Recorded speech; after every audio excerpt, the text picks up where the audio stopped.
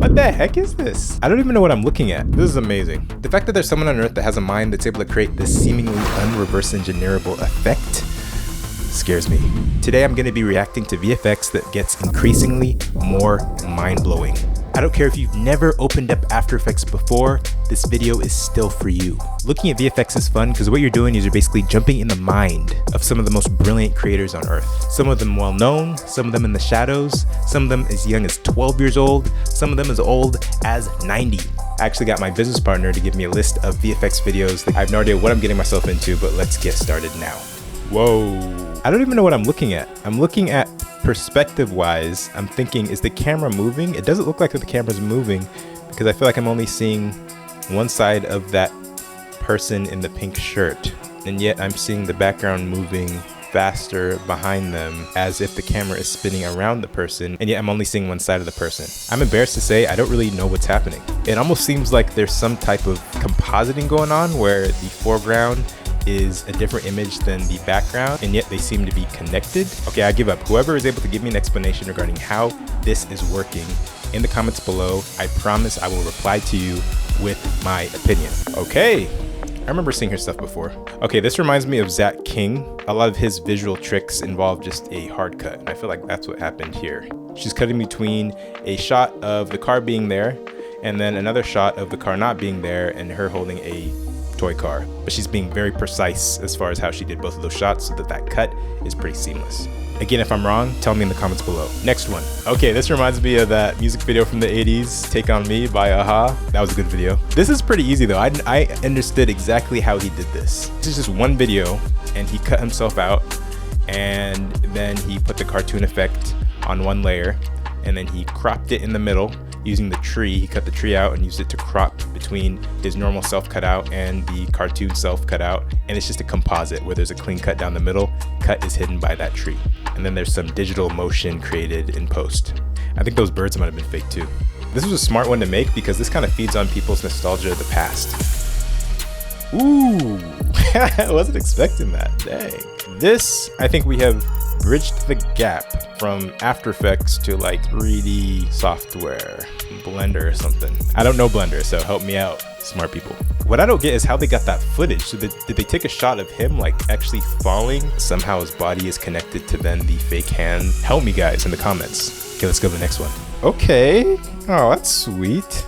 Okay, so I know I'm seeing a composite right here, which is a lot of images being smushed together to create one single image. The thing that's interesting to me is the timing of things and the fact that it's going from regular motion to slow motion in between the top half of the frame and the bottom half. This is interesting. I'm assuming that everything is real except the balls that are actually in the air in slow motion. I feel like those are fake, and then once they hit the hoop, they're real again, and that's the only way I can think how they did it. Fascinating, creative, and made me think. Next video. Ooh, okay. Some videos I wish I could slow down, because I know that there's a cut somewhere, obviously. I know that twirl is the fake part. The question is, how did they connect all three of those pieces of the video together? The beginning part, the twirl, and then the last part.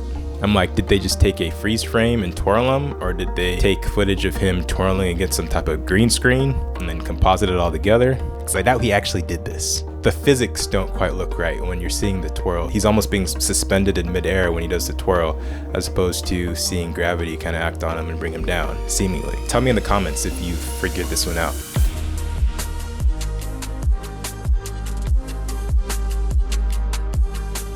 Oh, snap. Whoever made this, I want to pick your mind. All right, so immediately I'm like, there are two pieces of footage I'm seeing composited in the same frame. I'm just curious where the first piece of footage ends and the other piece of footage begins, because there's so much interaction between both pieces. So he touches the pool, and then you can even see like a splash on water in the pool. The water is like lapping down at the bottom. You can see it kind of interacting with the sides of the pool where his feet is. And then finally he actually jumps into the pool and you see a splash. So it's like, where's the mask line? How's this composite even working? I'm really stumped. This is crazy. Only thing I can think of is he's jumping to the side and then he's jumping into the pool in a second shot. And then right when he jumps up in both shots is where there's some type of cut somehow. Because you can see the lighting's different in both shots. The lighting of him in shot 1 is different than how he is in shot 2. When he jumps in the pool, you can tell that everything's a lot darker. He becomes a lot darker.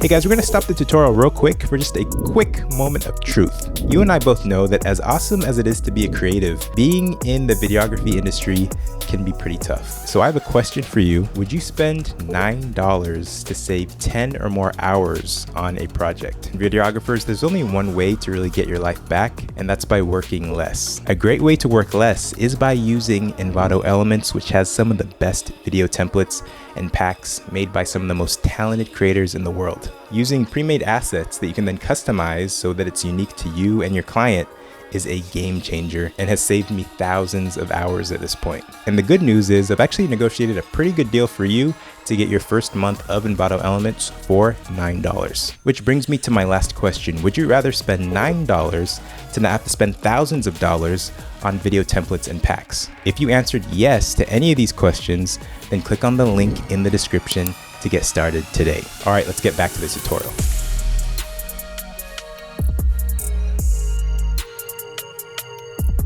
Oh, okay. That's kind of cool. It's a little cut. You know, I kind of see where the cut probably happened with the bubbles. Ooh! What? Is that real? Did the glass break? I'm gonna have to watch it again. Oh, okay, so that's just a cut as well. It was well done. There's 2 cuts, 3 pieces of footage.